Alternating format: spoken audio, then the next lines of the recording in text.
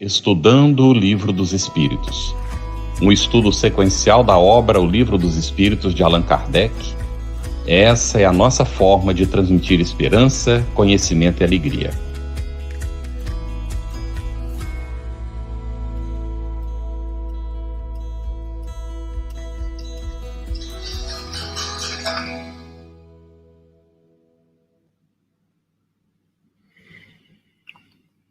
Olá, nossa saudação fraterna a você que nos acompanha nesse Estudando o Livro dos Espíritos. Hoje nós vamos estudar os itens 1 a 5 deste livro magnífico, que foi o primeiro codificado por Allan Kardec. Cris?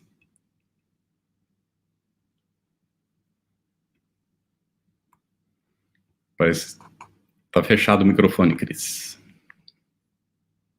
Eu esqueci, desculpa. A gente está dando as boas-vindas aí a todos os internautas que nos acompanham e queremos de imediato nos referir a Eugênia Canto, né?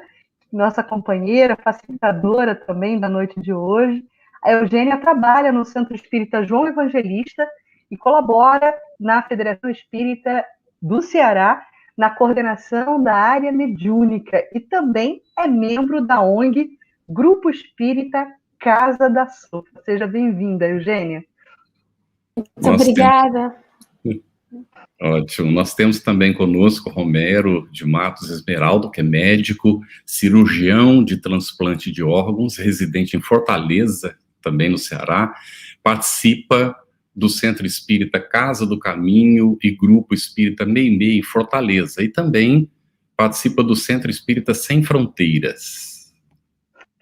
Que bom, então nós vamos começar hoje, como o Campete nos falou, analisando a introdução do Livro dos Espíritos, e vamos começar pela item 1, evidentemente, e vamos pedir nesse momento ao Romero para comentar exatamente o item 1 da introdução do Livro dos Espíritos. Romero.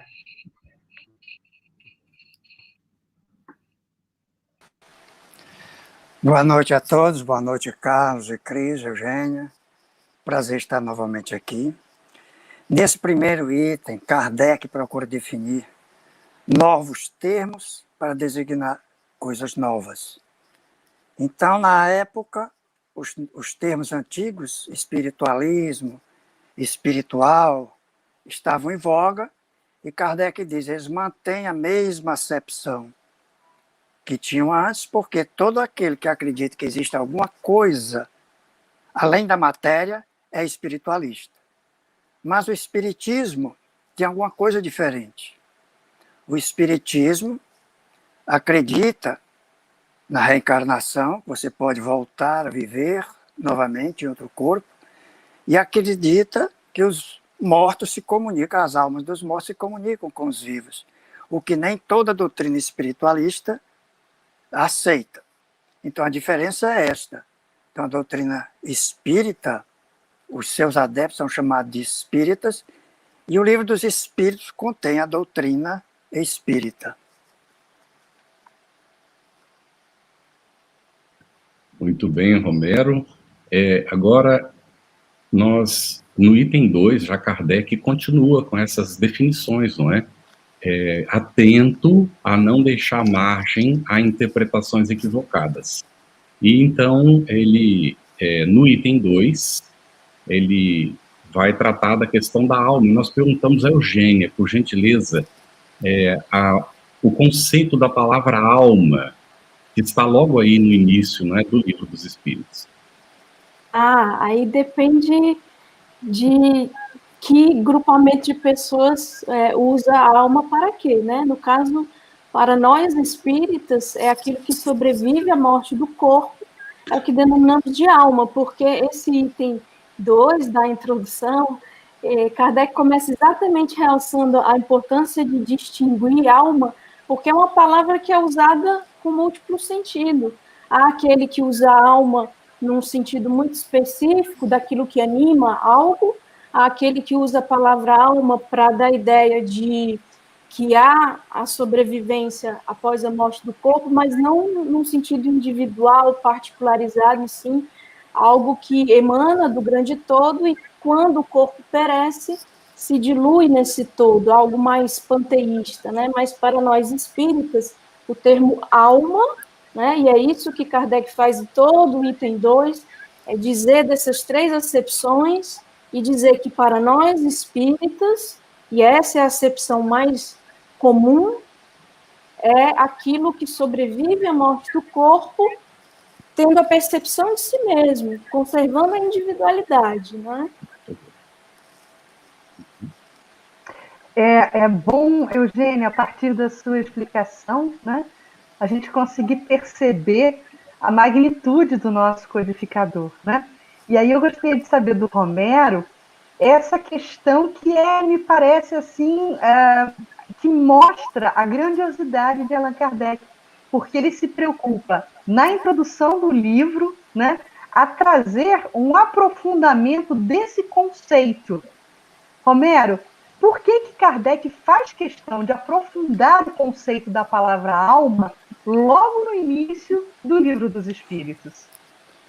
Bom, um dos fatores é porque a alma, com esse sentido que ela tem, muitos deles, é uma das palavras, dos seres mais importantes para qualquer doutrina espiritualista, qualquer sentido. Né? Então, você, como ele disse, né, como ela tem também muitos sentidos, outros sentidos que a Eugênia já frisou um pouco aí, sentido materialista, sentido panteísta, e o sentido espiritualista, ela pode causar confusão.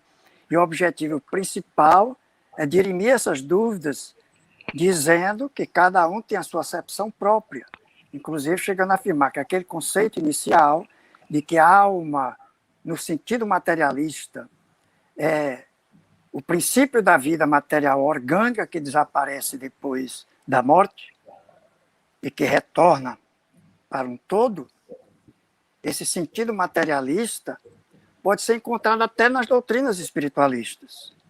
E o próprio espiritualismo, às vezes, engloba o panteísmo. E é importante fazer essa diferença. Só para citar um exemplo da doutrina espiritualista que concebe também um conceito de alma no sentido material, nós vemos que no livro do Gênesis, capítulo 9, versículos 4 e 5, ele considera que o sangue representa a vida e a alma, e que pedirá conta do sangue de cada um de vós. Eu pedirei contas a todos os animais e ao homem, e aos homens entre si eu pedirei contas da alma do homem. A alma no sentido de sangue. Então seria o sentido materialista com o princípio da vida material e orgânica, independente do ser que possa ter uma vida independente ou não, mas poderia encontrar isso, e nós vamos ver depois que o próprio espiritismo pode ter um sentido, pode ter sentido quando nós tratamos de princípio vital. Né? Então nós vemos que são questões de palavras, mas que precisam ter o seu conceito bem definido, e principalmente a alma no sentido que o espiritismo lhe atribui. Né? Muito bom, Romero. E ainda, aí, procurando aprofundar mais os conceitos, Eugênia, Kardec vai tratar do princípio vital, não é? O que ele considera o princípio vital? Na realidade, ele vai tratar do princípio vital por quê? E aqui a gente faz uma observação assaz importante, bastante importante, para todos que conectam conosco. É muito importante ler antes, né? Porque aqui no programa a gente não tem tempo de ler tudo. E cada item desses é substancioso. E esse segundo item, ele é bem grande. Por que ele fala de princípio vital? Ele está falando de alma, aí de repente ele fala de princípio vital? Não, é porque ele introduz o assunto dizendo, é preciso fixar o termo alma, porque há quem pense que a alma é o que anima a matéria. Há quem pense que a alma é aquilo que vem do grande todo, volta para o grande todo, a ideia panteísta. E a ideia mais geral, que é a que nós vamos adotar, que a alma é aquilo que sobrevive à morte do corpo. Nesse sentido, o termo para animar a matéria, precisa ser designado no que vai ser estudado pelo Espiritismo. E a designação que se dá é princípio vital. O princípio vital é aquilo que, unindo a matéria, a vitaliza ou a anima, que dá vida aos corpos orgânicos. Do contrário, não existiria vida, seria matéria inerte. Então, na realidade, bem sucintamente, é isso que é o princípio vital. É o termo utilizado no Espiritismo para aquilo que alguns chamam de alma, né? E Kardec faz bem essa distinção, a fim de não gerar confusão, né? Cris, adorei. Didático, bem claro, ótimo. É isso. Uhum. Muito bom. A gente está separando o joio do trigo aqui para favorecer o entendimento, né, Campeche? Ótimo. Então, agora uma outra situação de dirimirmos dúvidas. Romero, qual a diferença entre princípio vital e fluido vital? Muito bem, muito importante a pergunta. E eu gostaria só de relembrar, eu reforçar aquilo que a Eugênia disse, que esse agente chamado princípio vital, sem estar unido à matéria orgânica, não é vida, né? E que ela reside no fluido cósmico universal, que é um fluido que está espalhado universalmente, né? E que está só esperando para se unir à matéria orgânica para lhe dar a vida. Então, ela se torna fluido vital depois que o princípio vital é assimilado pelo organismo. Então, o princípio vital transforma-se no fluido vital pela ação dos órgãos. Vamos citar um exemplo simbólico. Vamos supor que o indivíduo está programado para nascer e vai viver 78 anos. E Deus, o divino médico, lhe prescreve um medicamento. No frasco tem um rótulo que está escrito fluido universal. Aí tem uma bula onde se lê princípio ativo, princípio vital, QSP, 78 anos. Princípio vital, quantidade suficiente para 78 anos. Né? Que legal isso. Pois é. Modo de ação. Após absorvido pelo organismo, o fluido universal, devido ao seu princípio ativo e impregnando os órgãos, transforma-se em fluido vital, que dará ao organismo a vitalidade e atividade características. Importante, aviso importante, esse fluido dá a vida a todos aqueles que o absorvem e assimilam. Óbvio que qualquer medicamento só faz efeito se você tomar e absorver. Se ficar guardado, permanece inativo. Modo de usar. Tomar 5 gotas por dia durante 78 anos. Não tem efeitos colaterais e quem o toma fica cheio de vida, com muita disposição. Aviso importante também. O uso excessivo pode induzir ao hábito e terminar antes do prazo prescrito. Se você tomar 10 a 15 gotas por dia, o frasco esvaziará antes dos 78 anos. Né? Então, nós podemos, se eu puder me estender mais, eu poderia dizer que quando ele transforma o fluido vital pela ação dos órgãos, porque o princípio vital, ele dá vida ao órgão, mas o órgão o mantém e o desenvolve. O que é desenvolver? É transformar em outra coisa mais complexa, pela ação dos órgãos. E nós sabemos que nosso organismo, tomando como exemplo o homem, tem diversas funções. Então, você pode, os órgãos produtores do sangue produzem um fluido vital muito importante, que é o sangue. É a forma mais grosseira, mais palpável do fluido vital. Eu acho que ninguém reprovaria se eu dissesse que o sangue é um fluido vital, porque ele tem todos os componentes essenciais para manter a vida, inclusive dar a vida a outra pessoa através da transfusão. Então, resumindo, o fluido vital é o princípio vital transformado pelos órgãos. Aqui muito bom. Pois eu queria, se puder me estender, nós estamos tratando aqui, com muita simplicidade, de uma maneira muito simples e clareza, de um assunto da maior importância científica, que é a origem da vida. Isso. Então, Franklin Harold, que é um biologista que estuda a origem da vida, ele publicou em 1995 um trabalho em que ele diz que a origem da vida é o mistério mais profundo em biologia, a despeito de todas as pesquisas dos investigadores em bioquímica pré-biótica, permanece completamente além de nossa compreensão. Este pode ser o problema mais fundamental em biologia e permanece grandemente sem solução. E nós já conhecemos esse mistério de uma maneira simples, pela revelação superior, né? Porque, como nós somos simples e ignorantes, Deus nos deu essa revelação. Agora, cabe aos sábios e prudentes, aos cientistas, com todo o respeito que eles merecem, quebrarem a cabeça para provar como surgiu a vida sem a intervenção divina. Muito bem, excelente, Romero. Nós temos uma pergunta que apareceu agora do Eliseu, não é? E antes da gente avançar um pouquinho, a gente já atende a pergunta do Eliseu Marques de Souza.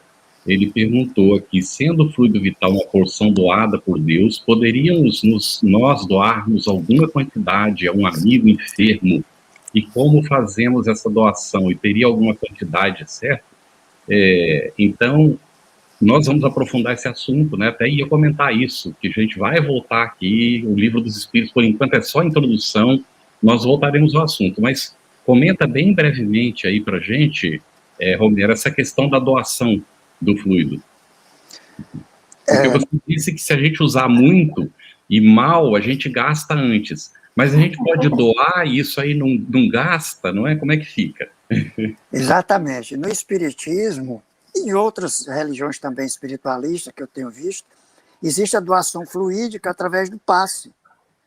Geralmente é uma doação que é misturada com fluidos espirituais, e você pode conseguir restabelecer uma pessoa, não de uma maneira instantânea, mas você pode dar harmonia, pode harmonizar, pode fazê-lo sentir melhor e retirar muitos dos problemas que às vezes a pessoa sente, né?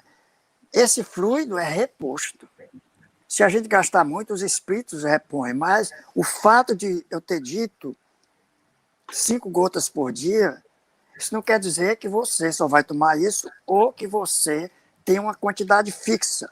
Não, você está absorvendo continuamente pela respiração, através dos poros perispirituais, através do alimento, que também tem fluido cósmico universal, de todas as maneiras. Então você doa. Então você não gasta esses fluidos. Como é que pode acabar antes do tempo, se você tomar demais? Você pode gostar da vida que você está levando. Você pode ser cheio de vida e querer gozar a vida com toda a irresponsabilidade, comendo, bebendo, dedicando-se à droga, seus órgãos vão falhar. E os órgãos, depois de algum tempo, eles não vão mais poder manter a função do fluido vital. Então você termina a vida antes dos seus 78 anos. É dessa maneira. Mas, de uma maneira geral, a transfusão é sadia. No magnetismo se faz isso, magnetismo ainda se pratica, e no espiritismo, o passe espírita faz a doação. Muito bem. O Ricardo Mendes, ele perguntou se teria possibilidade desse texto sobre o remédio citado, né, que é uma simbologia, naturalmente, que o Romero utilizou, e depois a gente vai ter, não é, a gente pediu para o Romero para escrever para a gente essa ideia, que foi muito interessante, muito didática, para explicar o funcionamento, não é? Mas bem entendido que é um símbolo, viu, Ricardo? E aqui, para ti agora, Eugênia, olha, logo depois de falar sobre o princípio vital e o fluido vital, gente, nós voltaremos a isso, viu? Esses dois assuntos, princípio vital e fluido vital, merece aprofundamento. Nós estamos na introdução, calma lá. Então, Eugênia, Kardec faz logo em seguida um resumo interessante sobre os seres orgânicos. Você poderia comentar sobre isso, assim, para a gente, por gentileza? Sim, na realidade, e complementando também isso que você fala, Campete, o pessoal está curioso, lá no 4º capítulo da primeira parte é só sobre princípio vital, então calma lá, fica com a gente, né? Até fica aqui acompanhando o programa. Kardec vai dizer que a vida material orgânica ela é comum a vários seres, não é? E que a inteligência e o pensamento já nem todos. Então, a vida orgânica, material, ela é comum, por exemplo, a plantas, a animais e a nós. Mas o pensamento e a inteligência somente aos animais e aos seres humanos. E aos seres humanos, tem também, nós seres humanos, uma outra característica que distingue das outras duas classes, vamos dizer assim, né? Que é a faculdade de criar, de reconhecer-se, de reconhecer potencialidades futuras, de reconhecer Deus, o Criador, né? Então, tudo isso compõe nós, seres humanos, mas que o princípio da vida está tanto em planta quanto em animais e humanos. Muito bom. E já estamos nos encaminhando para o item 3 da introdução, e eu vou provocar de novo o Romero. Romero, Kardec, nesse item 3, né, ele acaba se dirigindo a um público-alvo muito específico. A quem Kardec afirma dirigir-se com a obra O Livro dos Espíritos, e por quê? Ele se dirige de uma maneira fabulosa em tudo que ele faz, mas como toda doutrina nova, tem aqueles que o seguem, tem aqueles que se opõem. Então ele procura responder aos opositores da doutrina, mas não tem a pretensão de querer convencer a todos. Então ele se dirige especialmente àqueles que não têm ideia preconcebida, àqueles que têm boa fé, e especialmente àqueles que desejam se instruir. E vai mais um pouco mais além, porque ele demonstra que a maior parte das objeções feitas pelos opositores resultam de uma observação incompleta dos fatos observados e de juízos imperfeitos e superficiais. Então, ele realmente procura se endereçar especialmente a essas pessoas. Muito bom. Olha, o Carlos, ele está voltando daqui a pouquinho. Eu e ele hoje, estamos nos alternando na ausência de fluido vital de internet aqui para ficar com vocês. Mas já o Carlos volta, ele está já se reconectando. E aí, Romero, enquanto ele não volta, só para a gente sublinhar isso, né? Porque talvez essa recomendação seja sempre valiosa. O Livro dos Espíritos, ele é lançado concomitante com o lançamento da Revista Espírita, que Kardec, a partir do que você pontuou na sua resposta, também se utilizava como grande comunicador que era também, né, além de um grande homem de ciência, era um exímio comunicador. E ele tinha na Revista Espírita, né, Eugênio Romero, como um veículo laboratório exatamente para poder estabelecer esse diálogo com os seguidores, né? Aprofundando questões, criando esse canal de interlocução, mas também como um canal de debate com os detratores, com aqueles que perseguiam o espiritismo, né? E é por isso que a gente recomenda, não é, Romero, a leitura da Revista Espírita, que infelizmente é muito pouco acessada, né? Em comparação com as obras básicas, né? Mas então, aguardando ainda o Carlos, eu vou jogar... Ah, Carlos voltou. Estava te esperando para jogar a pergunta para a Eugênia, Carlos. Pode passar a pergunta para a Eugênia, que eu tenho que abrir o roteiro de novo. Pode passar. Tá bom. Então, Eugênia, a gente vai te perguntar o seguinte. Nesse item 3, na introdução, né, item 3, o que Kardec comenta, né, sobre... Aliás, essa pergunta continua sendo para o Romero. Depois a gente joga, Carlos, depois você joga a próxima pergunta para a Eugênia. O que Kardec comenta sobre os fenômenos iniciais que chamaram a atenção da sociedade em meados do século XIX? Bom, ele começa discorrendo sobre as mesas girantes, né? Acompanhadas às vezes de ruídos incomuns, de pancadas sem nenhuma causa aparente, né? E de início, esses fenômenos só encontraram incredulidade, mas à medida que elas se multiplicaram e se generalizaram, não havia mais dúvida de que elas se moviam. restava saber o que é que estava causando esse movimento. Quando Kardec começou a observação, ele começou com um espírito crítico e sempre rebatia dizendo, isso pode ser por causas naturais. Até agora não há nada que prove. Quando disseram que era inteligente e que era devido aos espíritos, que se diziam que eram os espíritos que estavam se comunicando, e que ele começou a observar inicialmente na senhora Plena Maison, ele viu que ali existia muito mais coisas importantes e profundas do que uma simples diversão, né? Então, ele já se convenceu. Mas antes, para que todos aqueles que pensavam diferente, ele dizia, isso poderia ser por causas puramente físicas, porque nós não conhecemos todos os fluidos ocultos da natureza, nem os que nós conhecemos todas as propriedades, como a eletricidade, porque nós sabemos que a eletricidade tem outras manifestações e estava realmente aflorando os usos da eletricidade na época de Kardec, né? E uma coisa que vinha favorecer o uso da eletricidade seria que ele tinha observado que quanto mais pessoas estão presentes na reunião, maior a potência das mesas, mas ela girava, o que semelhava uma pilha múltipla, que quanto mais elementos tem uma pilha múltipla, maior a potência de ação. Então, poderia ser realmente parecido com os fenômenos da eletricidade. E os barulhos, até a eletricidade também faz barulho, porque ela faz coisas ainda inacreditáveis naquela época. E hoje em dia a gente continua estudando e tem sempre novas e novas aplicações. Então, não era nada impossível, naquela ocasião, que a causa dos fenômenos fosse puramente explicados por fenômenos físicos ou fisiológicos. Muito bem. Nós estamos tendo intermitência, né, Cris? Primeiro você caiu, depois eu, mas vamos lá. Então, aqui, nesse item 3 ainda, da introdução do livro dos Espíritos, Eugênia, Kardec comenta a respeito do que o Romero acabou de explicar aí, não é? Até aí, como se vê, tudo pode caber no domínio dos fatos puramente físicos e fisiológicos.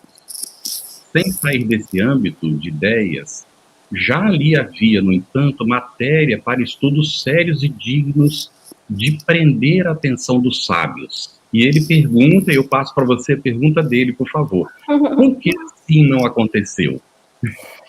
Por preconceito, porque não raro os ditos sábios, ou que se autodenominam sábios, ou sábios formalmente constituídos das academias, são bastante preconceituosos, não é? Todo estudo no âmbito científico pressupõe premissas. E eu me lembro de Dalai Lama, certa feita, comentar que é muito estranho que um cientista parta de premissas assaz restritas, né? Exclua uma premissa que é a existência de um ser supremo, por exemplo. Então, o preconceito graça no meio acadêmico, não é? Claro que isso vem mudando paulatinamente. E aí Kardec, na sua pena sábia, genial, e às vezes com um toque de ironia, ele coloca que alguns se acham importantes demais para se porem ao redor de uma mesa, né? Que dança. Faz até referência à dança das rãs, não é?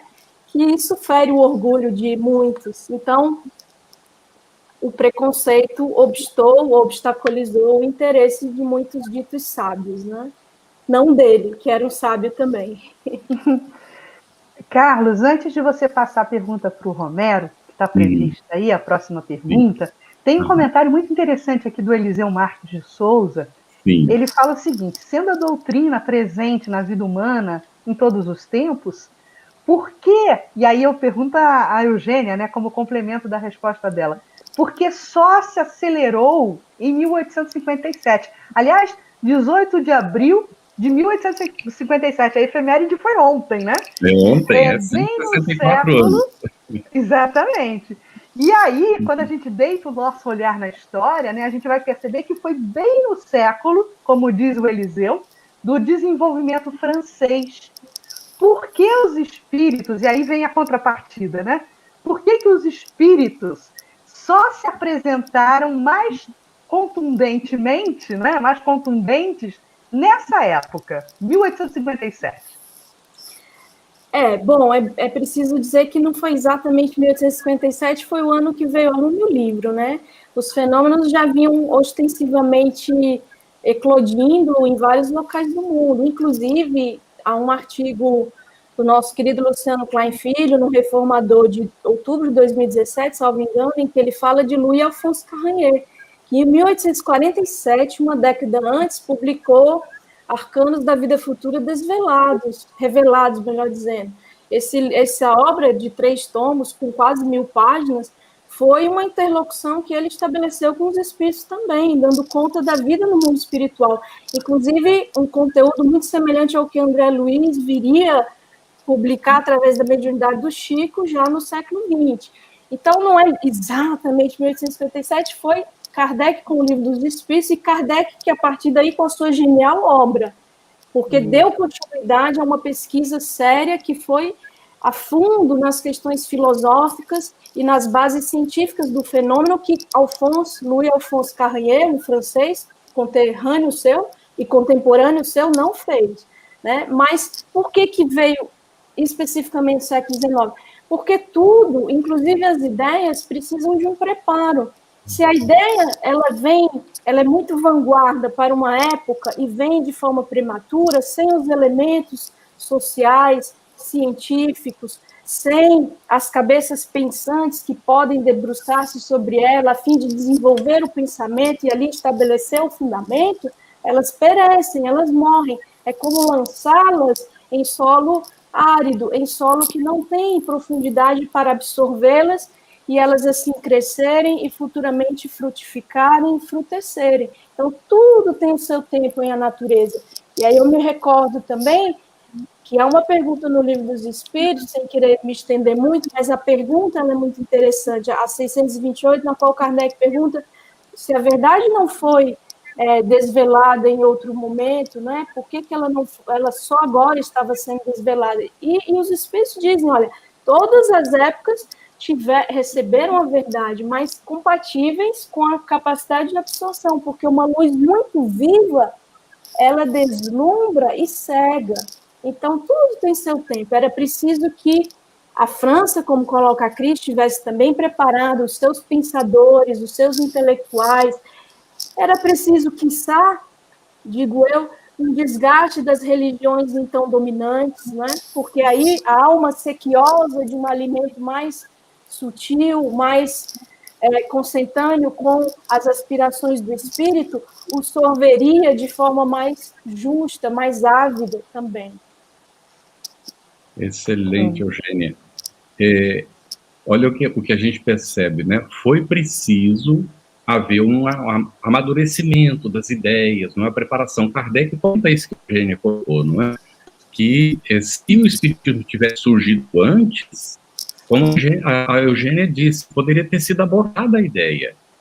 Veja o que aconteceu em 1500, quando surge a Reforma, que já era aquela revolução no pensamento religioso, não é? Aquela tentativa de mudança, em que Lutero vai apresentar aqueles princípios, e ali vai dar uma abertura para a vinda do Consolador, porque até então a Bíblia estava restrita aos padres.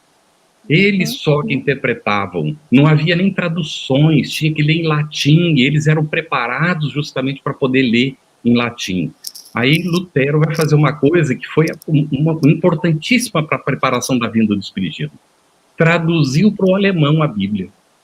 E a partir dali, então, começam as traduções para os outros idiomas, abrindo a era da possibilidade do livre interpretar, que era fundamental para que viesse o Espiritismo. Então, é isso aí, Eugênia, sem amadurecimento no momento próprio, e o próprio Kardec mesmo, ele vai comentar que os espíritos alertam para ele, colocar as ideias, esperar o amadurecimento para depois apresentar as outras, senão não haveria como as pessoas absorverem. Era preciso vencer muito preconceito. E nós nos acomodamos, né? Nós normalmente nos acomodamos no nosso status quo e resistimos ao novo. Até hoje continua acontecendo, apesar de tudo, né, desse avanço da tecnologia, ainda temos essas dificuldades. Mas, Romero, dentro disso, inclusive, à época, a ciência tinha estabelecido um critério que era para que alguma coisa fosse considerada comprovada, que pudesse ser repetida o mesmo resultado nas experiências, não é, em laboratório ou nas circunstâncias que a ciência estabelecia.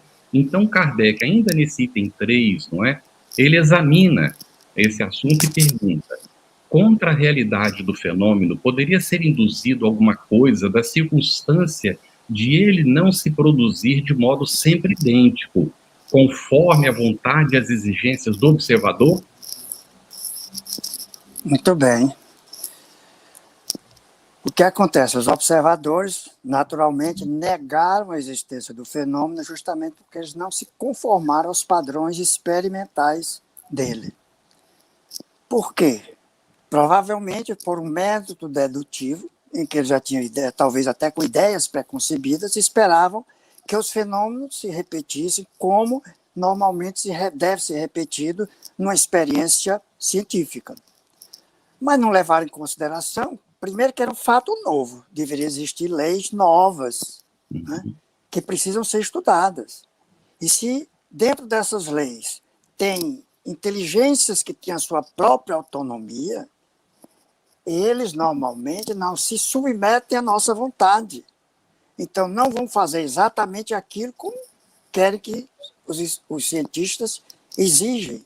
Então, foi por essa razão que muitos deles negaram o fenômeno, quando, na realidade, as mesas continuavam a girar e as informações continuavam a vir, né?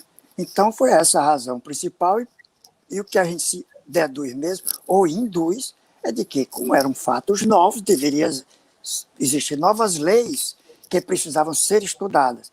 Não era somente ser estudadas superficialmente, tinha que ser de uma observação demorada e cuidadosa e perseverante. E foi isso que Allan Kardec fez. Muito bom, Romero. Olha, agora a pergunta para a Eugênia. Como a neutralidade é algo difícil de ser alcançado e sempre tem os arautos da desconfiança, né? A gente sempre tem os do contra, né? A minha pergunta para você é a seguinte: a alegação de algumas pessoas, Eugênia, de que há e havia à época frequentemente fraudes nessa questão dos fenômenos. O que dizer disso? Olha, eu aludo Kardec em algum momento, não me recordo onde, ele faz alusão de que, acho que é nos livros dos médiuns, porque lá no livro dos médiuns, no 4º capítulo da primeira parte, ele traz exatamente a análise de cada sistema que as pessoas conceberam na tentativa de dizer, olha, não é espírito, é isso aqui.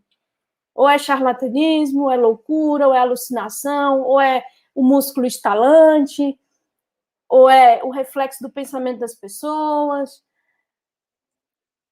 Então, na realidade, ele diz assim, em algum momento ele vai dizer assim, Kardec, que por haver vinhos falsificados, não significa que não os haja bons, vinhos de qualidade. Então, isso em qualquer campo. Romero é médico, né? Então, por haver médicos que falsificam, que fraudam, não significa que haja médicos bons. Cada um aqui na sua seara, no seu trabalho, por haver aqueles que enganam, que falseiam, não significa que não os haja sérios e que mereçam confiança e que tenham grande utilidade. Então, isso não significa nada, haver quem falseie, haver quem engane, né? Não é indício de que não haja o fenômeno ou de que seja sempre um embuste. Pelo contrário, vai haver gente que vai querer se aproveitar, sim. Inclusive, Kardec, ele é tão sábio que ele coloca, a nós, espiritistas, interessa também desmascarar os embusteiros, né? Importa distinguir a fraude e o embuste do fenômeno legítimo.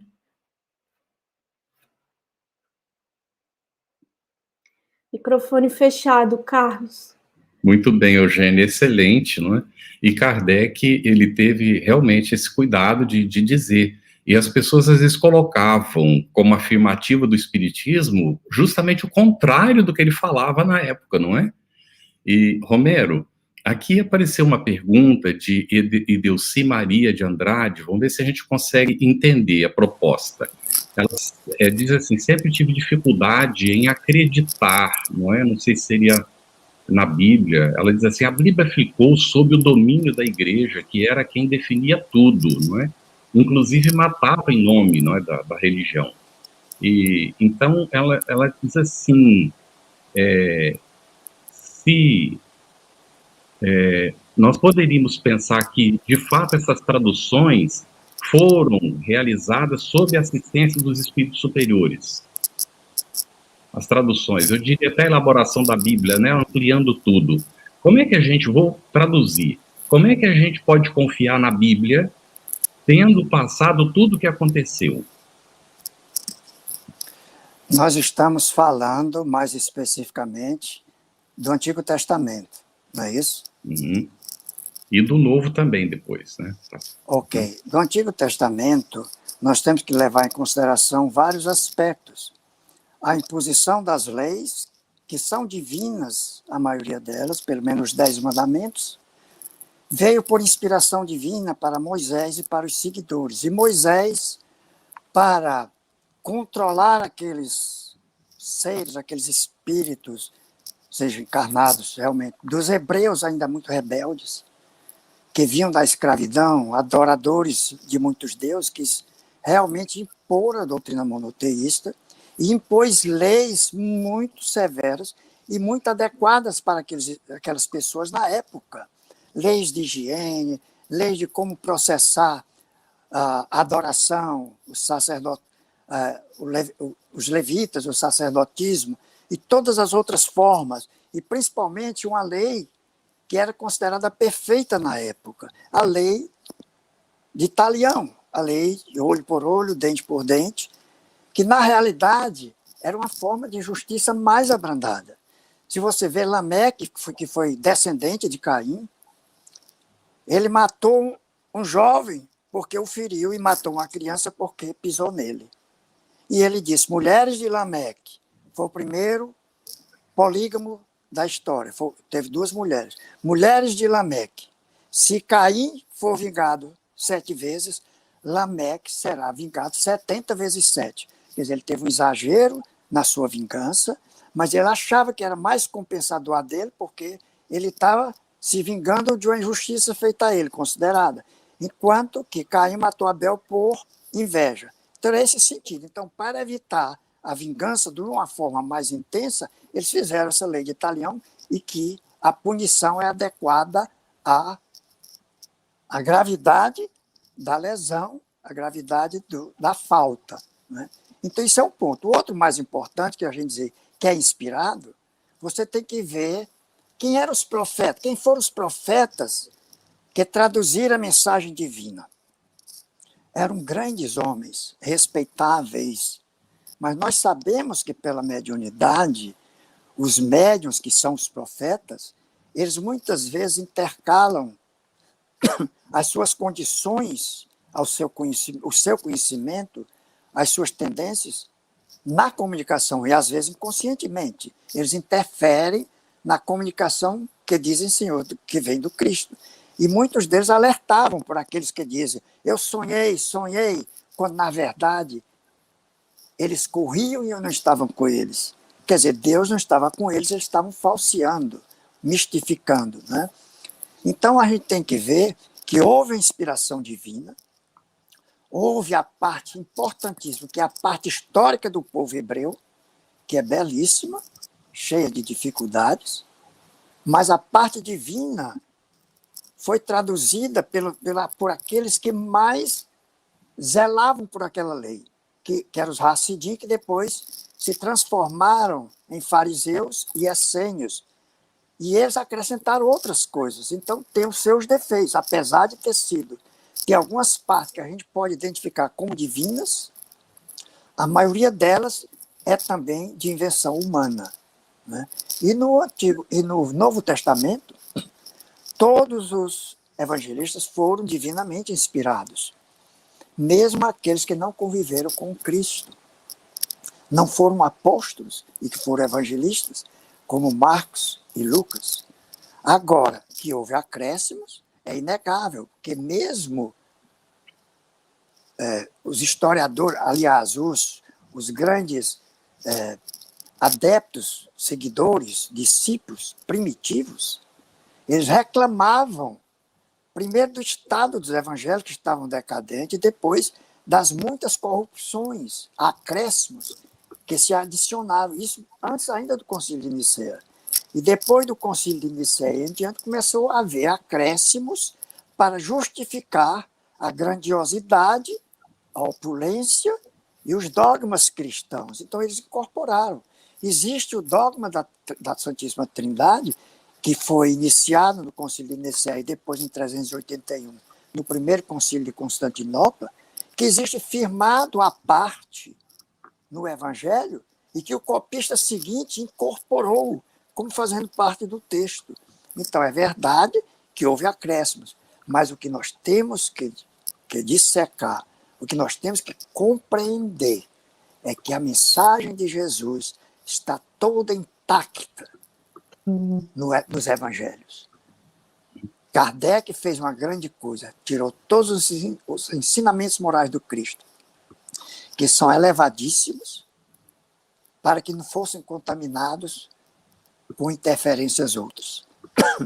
E isso demonstra a grandiosidade de Jesus, que seus princípios estão presentes e exalam de cada página do Evangelho, e nós compreendemos. São verdades eternas, como eternas são essas verdades do Consolador. Cris, um momentinho. Emmanuel diz justamente isso que Romero está afirmando, que apesar de todos esses acréscimos, a mensagem cristã está intacta, não é? E o Espiritismo vem como consolador prometido justamente resgatar essa essência para nós. Excelente. Vamos lá, Cris, tem uma pergunta aí da Andréia Mena Barreto, né? Vou te roubar rapidinho, Eugênia, antes de você provocar a próxima pergunta para ela. Eu queria perguntar para você, Eugênia, o seguinte: a Andréia coloca aqui que tem uma dúvida. Se Kardec não era espírita, quer dizer, não se entrega à questão, né, do espiritismo, porque nos livros ele faz análise em cima do que os espíritos colocam, já que eram espíritos mais elevados, espíritos superiores, diz ela, creio eu, pois desvendavam a ele a verdade da vida. Então, essa sinergia aí de confiança, digamos assim, na própria obra, né, que se apresentava a ele naquele momento, se deu por isso, por esse lastro, e aí entra talvez uma expressão famosa e importante, se deu por conta da fé raciocinada, Eugênia?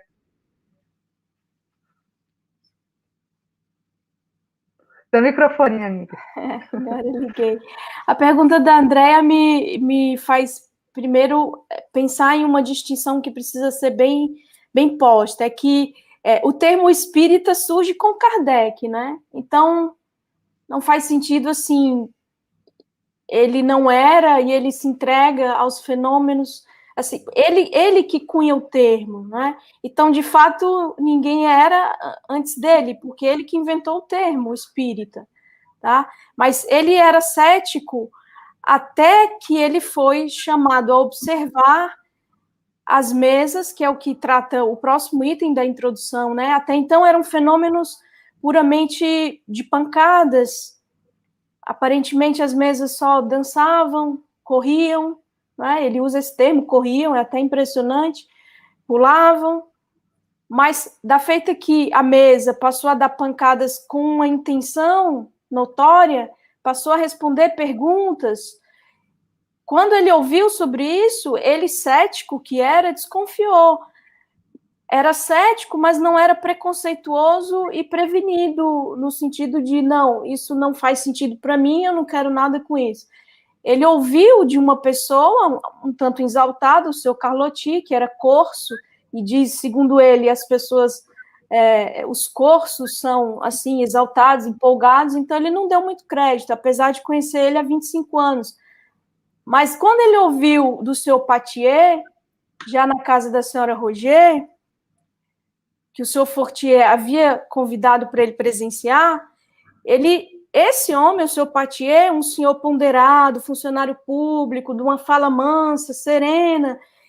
Aí, então, ele se sentiu convidado a observar, dada a seriedade do narrador, que lhe fala dos fenômenos. Né? Então, ele se sente convidado, estimulado, seduzido a observar e vai observar. E quando ele vai observar, ele entrevê algo muito sério. E aí ele começa a investigar. E, claro, nem todos os espíritos que se apresentavam sempre ou de pronto eram espíritos de escola, espíritos superiores. Ele também foi aprendendo a distinguir. Mas esse intercâmbio que ele insetou de forma assídua, como bem destacou o Romero no primeiro encontro nosso, semana passada, né, que ele participava assiduamente das reuniões na casa da família Bodin, das médiums, das irmãs Bodin. Isso ao longo de um ano, aproximadamente. Ele ia, ele levava as perguntas, então ele levava a sério, ele entreviu ali algo sério, como de fato é algo de extrema seriedade, porque os espíritos, né, responderem perguntas de alta filosofia, perguntas intrincadas, perguntas que Kardec fazia, já levava pronta muitas vezes. Então, a partir daí, ele foi naturalmente foi surgindo um corpo de doutrina, um livro, uma obra. E aí os espíritos começaram a desvelar também que essa obra devia ser publicada, e assim surgiu o livro, né? Mas o termo foi ele que cunhou, tá? Ele não era espírita, e o espiritismo surgiu com a publicação do livro. Muito bem. Aqui para o Romero, não é, antes de passar adiante, há uma pergunta do Eliseu Marques. Ele fala: como podemos distinguir uma fraude hoje em relação à mediunidade?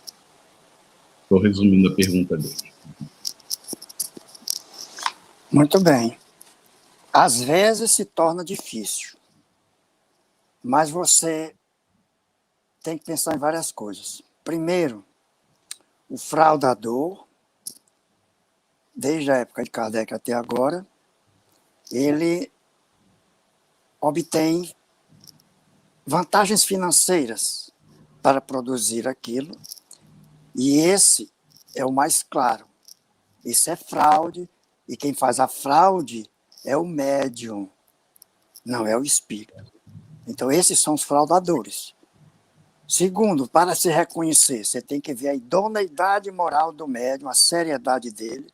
Isso é um fator que ele condiz com a seriedade das respostas. Você analisa as respostas para saber se elas realmente estão conforme a razão, se não houve deturpação. Esse seria outro aspecto. Existem aqueles que você tem que examinar se não existe uma falsificação, não necessariamente dele, mas dos espíritos, né, que estão fascinando, né? Então, ele poderia se prestar a isso pela sua conduta moral, muitas vezes.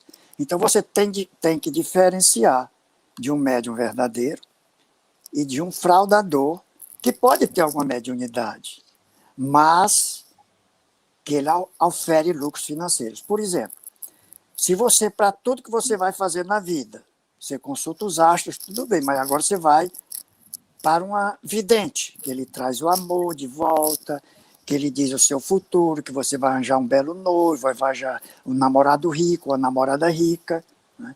E ela recebe a sua cota, a sua participação, e muitas vezes ela é assistida pelos espíritos. Mas qual é o tipo de espírito que assiste essa médium? Naturalmente, não são médicos, não são espíritos elevados.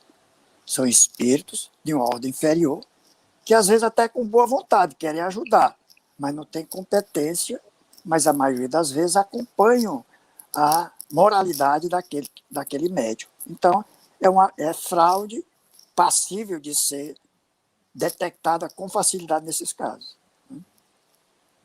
Muito bem. Em princípio, como Kardec orienta, usa a razão, né, Romero? Use a razão. Conheça bem o espiritismo e utilize a razão para não ser enganado, né?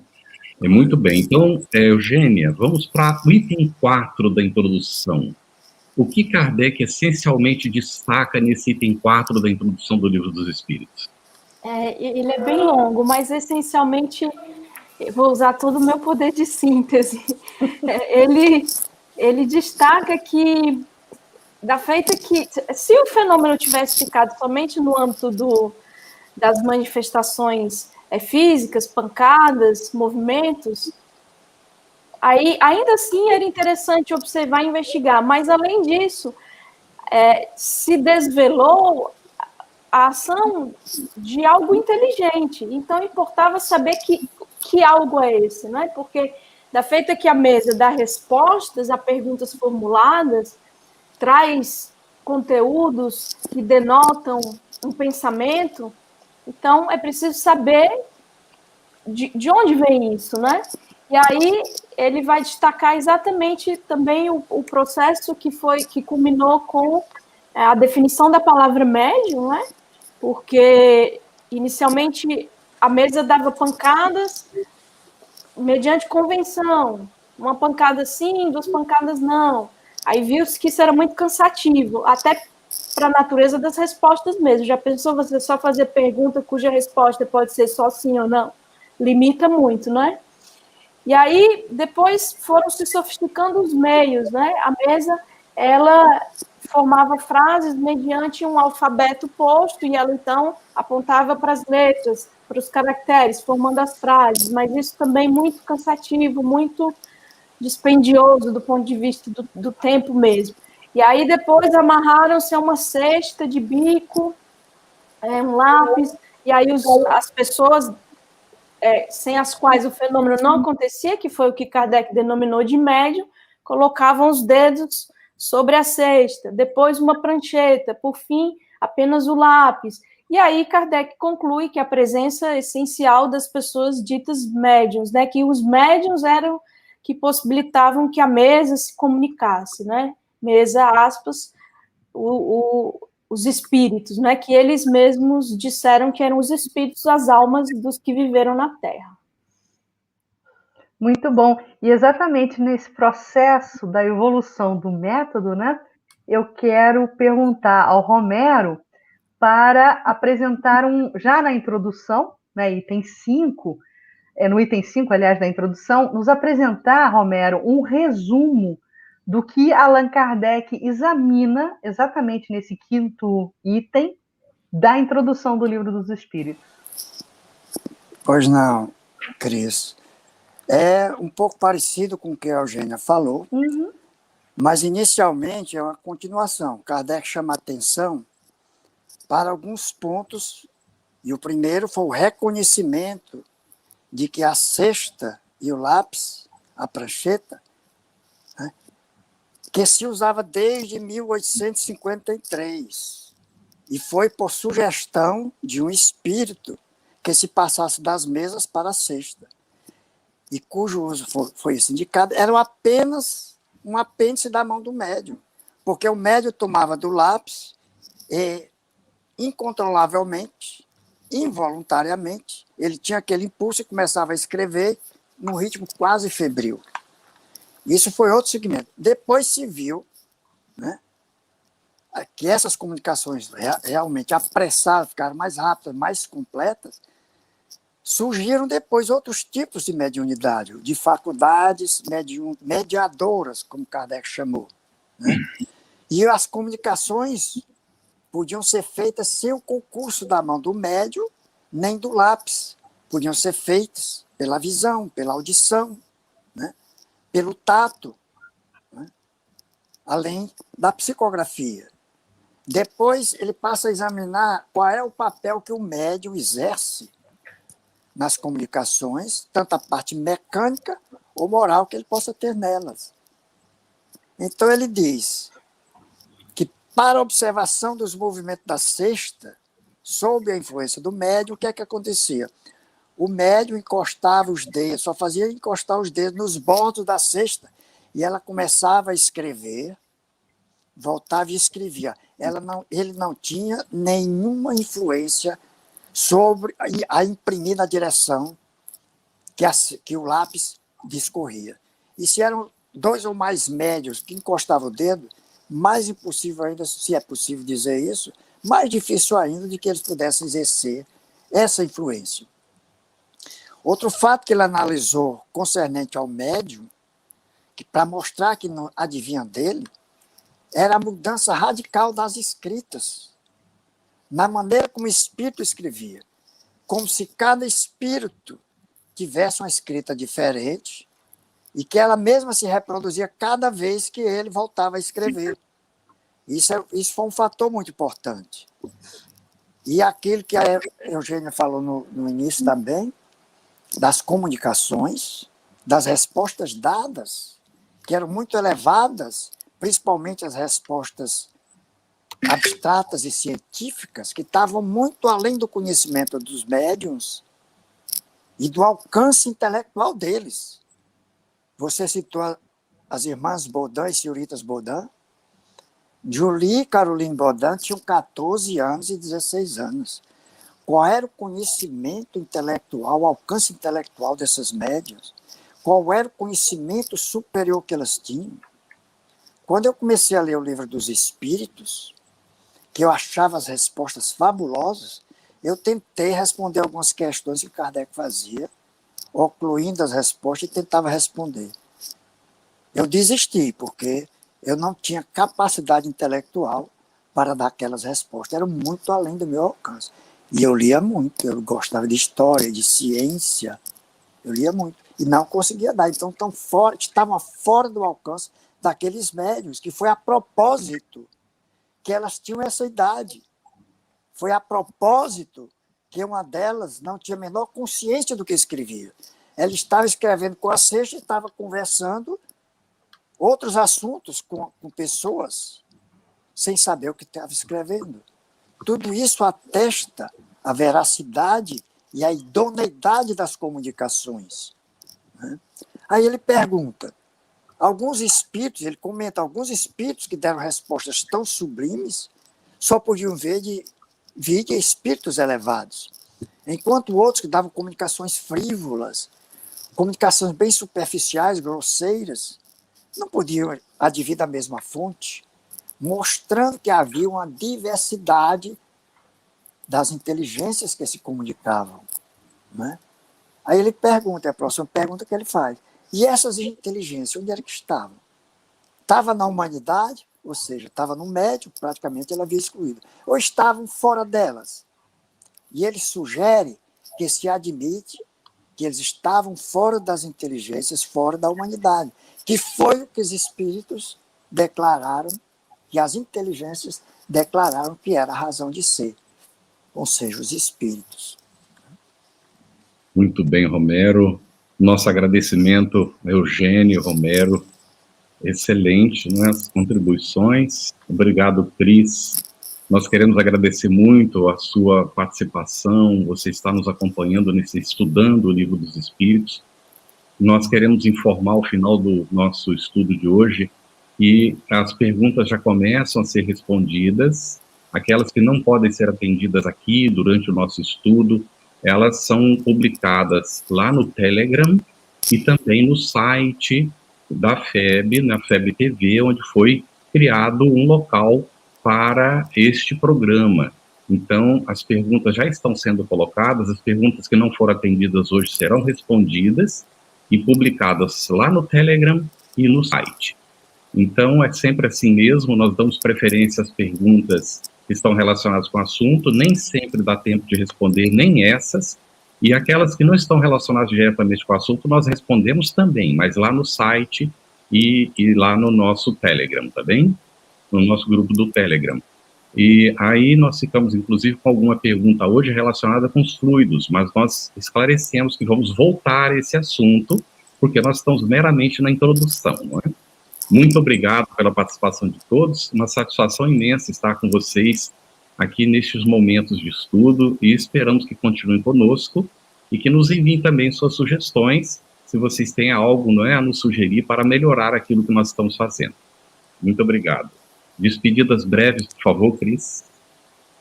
Eu quero só fazer duas lembranças, né, sobre a questão da dinâmica do nosso estudo, que o estudo também, Campete, está disponível, né, no podcast, né, do canal da FEB e no Spotify, E esses estudos semanais ficam gravados e disponíveis gratuitamente também. Então, pode divulgar para todo mundo para recuperar a matéria perdida, né, digamos assim.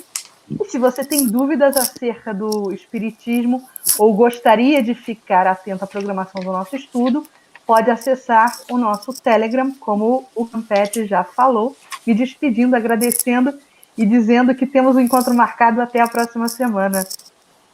Eugênia, por favor, suas despedidas breves.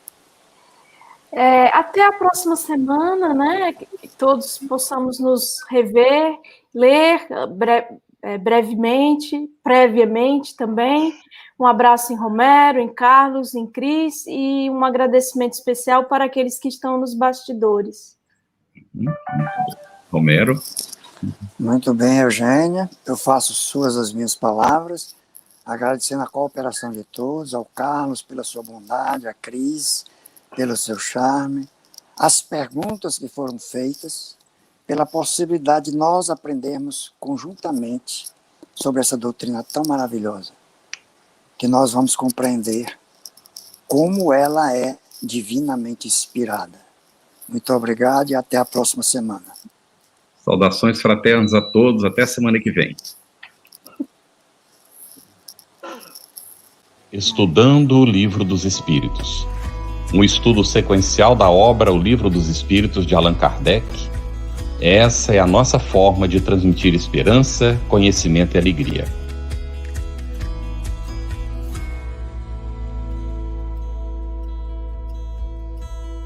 Aproveitando a minha expressão de gratidão, dizer que tu continues a participar, colaborando tanto quanto possível, para que esta proposta de amor e de paz continue a celebrar a vida por mais longos anos, porque a necessidade do mundo é impiedosa, crescente. E nós não podemos, que vivemos o bem, ficarmos ociosos, parados e contemplando, achando que Deus vem fazer aquilo que nós precisamos fazer. Minha gratidão, o meu abraço e o meu terno convite para que continuemos juntos com a FEB TV no ar, brilhando luz.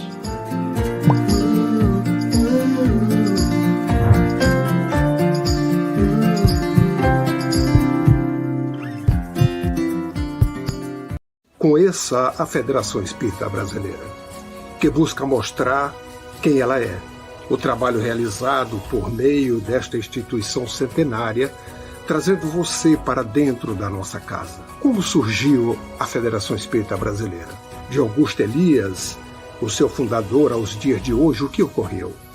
Quem foram e quem são os vultos que fizeram e fazem parte desta história? Qual a relação de nomes como Chico Xavier, Bezerra de Menezes, Ivone Pereira com esta instituição? Qual a sua missão? Como ela atua na formação do homem de bem? Apresentaremos a Federação Espírita Brasileira em formato dinâmico com vídeos, depoimentos, postagens históricas, áudios. Conheça e faça parte desta família.